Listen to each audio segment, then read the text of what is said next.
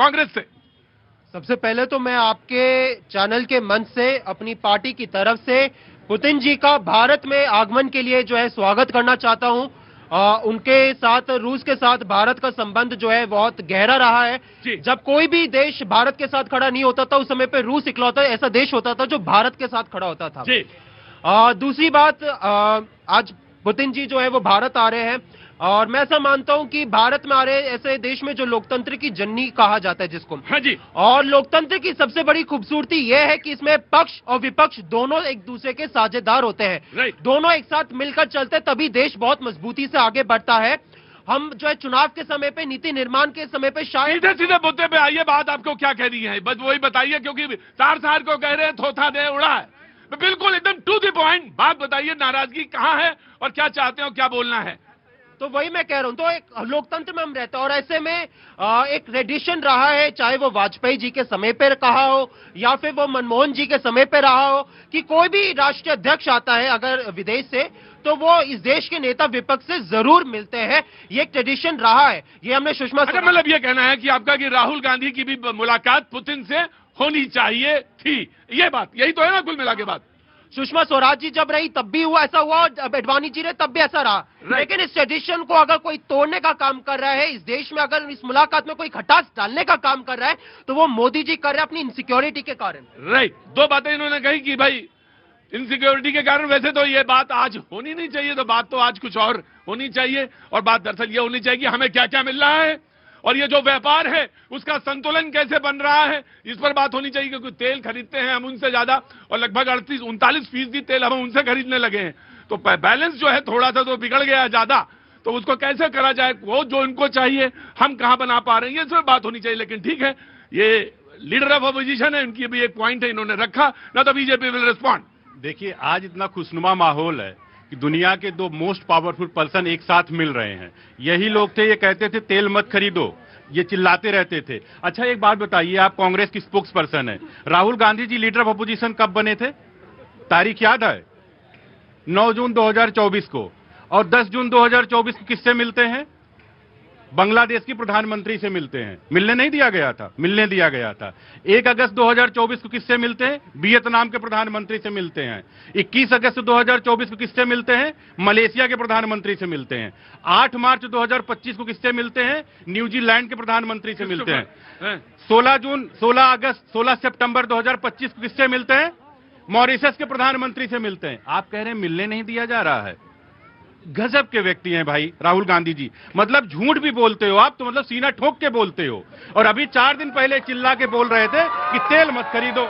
मैंने date wise बता दिया लीडर ऑफ अपोजिशन को कब कब मिलने दिया गया था। राइट, मैं ऐसा मानता हूं कि भारत और रूस के बीच में जो है हमारे रिलेशन बहुत ज्यादा मजबूत होने चाहिए। और ये एक बहुत जो हम सब लोग जब मिलते हैं किसी अंतर्राष्ट्रीय नेता से, तो हम लोग अब पार्टी वाइज नहीं मिलते, हम इस देश के प्रतिनिधित्व के तौर पे मिलते हैं। इस देश के नेता विपक्ष की भी इस देश की भूमिका में उतना ही, लोकतंत्र में उतनी भूमिका जितनी इस देश की सरकार का होता है। मैं ऐसा मानता हूं, यहाँ पे इन्होंने इतने सारे गिनाए, आप मुझे बता दीजिए क्या इस देश में नेता विपक्ष से क्या पुतिन जी मिल रहे हैं या नहीं? इस देश के नेता विपक्ष से मिल रहे हैं या नहीं? इसका जवाब वो दे दे, साफ साफ बता दे। मतलब बात दरअसल यह है कि पुतिन से मिलना जरूरी है। बात, हाँ, क्योंकि एक सेकंड सुनिए, जब यूपीए का सरकार था उस समय पे जब जॉर्ज डब्ल्यू बुश जी अमेरिका के जो राष्ट्रपति थे वो आए, वो अडवाणी जी से भी मिले। जब बराक ओबामा जी आए तो वो सुषमा स्वराज जी से भी मिला। और तमाम पुतिन जी भी जब आए थे यूपीए के कार्यकाल के समय पे तो भी वो सुषमा स्वराज जी से मिले। लेकिन इस देश में अगर नेता विपक्ष ने आज जो सवाल उठाए कि जब राहुल गांधी जी विदेश में जाते हैं तो वहां की सरकारों को कहा जाता है कि आप नेता विपक्ष से मत मिलिएगा, और जब वहां से कोई प्रतिनिधि आता है तो उनसे कहा जाता है, उनको सुझाव दिया जाता है कि आप मत मिलिए। देखिए, आधा पक्ष तो मैंने बता दिया, ये तो खैर चलिए, आपने कहा अच्छा हुआ कि राहुल गांधी जी बराक ओबामा से ना मिलते, ज्यादा अच्छा रहता।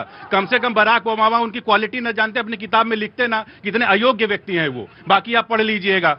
उसके बाद राहुल गांधी जितने लोगों को गिना दिए, इतने लोगों से मिले। बाहर जाते हैं तो भारत मां को गाली देते हैं, भारत की भूमि को बदनाम करते हैं। भैया, आपको इतने लोगों से मैंने बता दिया लीडर ऑफ अपोजिशन 9 जून के बनने के बाद मिल रहे हैं, तो आपको तकलीफ क्या लगी है? अभी 4 दिन पहले चिल्ला रहे थे तेल मत खरीदो, तेल मत। अगर तेल ना खरीदा जाता रूस से तो भारत की जीडीपी की हालत क्या होती? वही हालत होती जो 2011 में भारत की क्या कहते हैं 11% महंगाई दर हो जाती, वही हो जाता। तब तो आप चिल्ला रहे थे, यही डंका पीटते रहते थे, सारे प्रवक्ता आपके चिल्लाते थे कि भारत रूस से क्यों तेल खरीद रहा, क्यों तेल खरीद रहा। न्यूजीलैंड के प्रधानमंत्री, मॉरिशस के प्रधानमंत्री, मलेशिया के प्रधानमंत्री, बांग्लादेश के प्रधानमंत्री, वियतनाम के प्रधानमंत्री सबसे तो मिलकर बैठे हुए हो, उसके बावजूद आप कह रहे हो पेट में दर्द है। मतलब सबसे पहले पुतिन भी आपकी कमियां जान जाए कि किस तरीके से मैं आया। हाँ जी, एक मिनट। वो नहीं रहे, शक्ल ही ऐसी हो गई है 2014 के बाद से। मतलब पुतिन आ रहे हैं भैया, आप भी ऐसा काम करते। एक समय ऐसा भी था, देश के यशस्वी प्रधानमंत्री मनमोहन सिंह जी थे, लेकिन बाहर से कोई भी राष्ट्रपति प्रधानमंत्री आता था, अटेंड सोनिया गांधी जी करती थी। किस संविधान के पन्ने में लिखा है कि बाहर से कोई भी राष्ट्रपति प्रधानमंत्री आएगा, अटेंड जो है एक पार्टी की अध्यक्ष करेगी, भारत का प्रधानमंत्री नहीं करेगा। आज भारत का प्रधानमंत्री जाकर के 25 से ज्यादा कंट्रियों से सर्वोच्च सम्मान लेकर के आ रहा है। कोई नतमस्तक हो रहा है, कोई पैर छू रहा है, कोई कह रहा है मोदी द बॉस। क्यों? आज से पहले तो भारत के लोगों ने ये नहीं सुना। तो जब भारत तरक्की कर रहा है, जब देश के नेतृत्व करने वाले मोदी जी उसके नेतृत्व कर रहे हैं, तो समस्त विपक्ष को साथ में खड़ा होना चाहिए, प्रश्न चिन्ह उठाना चाहिए। अमेरिका टैरिफ बढ़ा रहा है, वो टैरिफ क्यों बढ़ा रहा है? तेल हम उससे खरीद रहे थे इसलिए बढ़ा रहा है। राइट। जनता है, जनता की बात है। जी जनाब, कहां से हैं?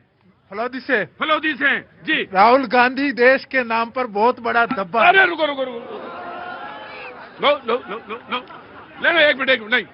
देखिए, सबसे पहली बात यहाँ पे इन्होंने कहा कि हम लोग नहीं, अब be serious. Leader of opposition है, ध्यान रखिए, लीडर ऑफ अपोजिशन। हाँ जी।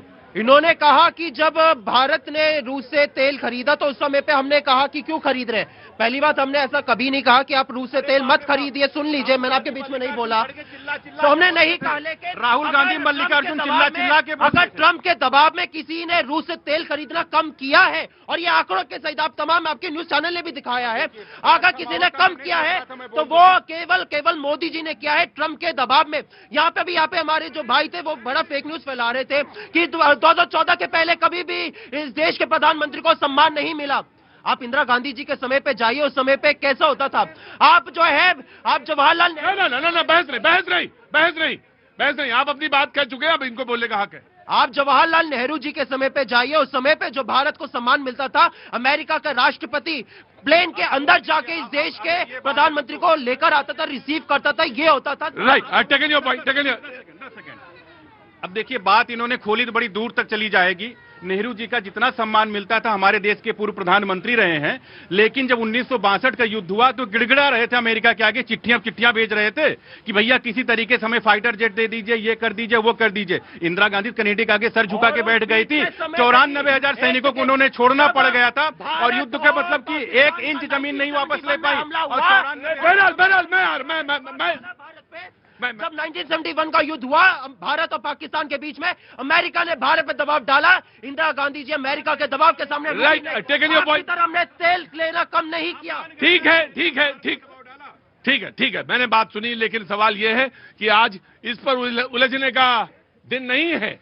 आज इस बात पर उलझने का दिन है कि हम कहां खड़े हैं और हमारी ताकत क्या है और हम अपनी ताकत को कैसे आगे बढ़ा सकते हैं। आज हम यहाँ पे इस सवाल पर हैं, और इसी सवाल को टटोलने के लिए रोज तो हम अपनी घर की बातें करते हैं, लेकिन आज जरा बाहर की भी बातें कर लें। क्या नाम है बेटा? देवेंद्र। कहां से आए? द्वारका। सोचने में दिक्कत लग रही क्या? कहां से आए ये भी नहीं पता चल रहा। हाँ जी सर। डिफेंस एक ऐसी चीज है जो अभी ऑपरेशन सिंदूर में समझ में आया, और S-400 को समझ में आया, जो रक्षा प्रणाली डिफेंस सिस्टम है, उस पर बहुत सारी बातें हुई।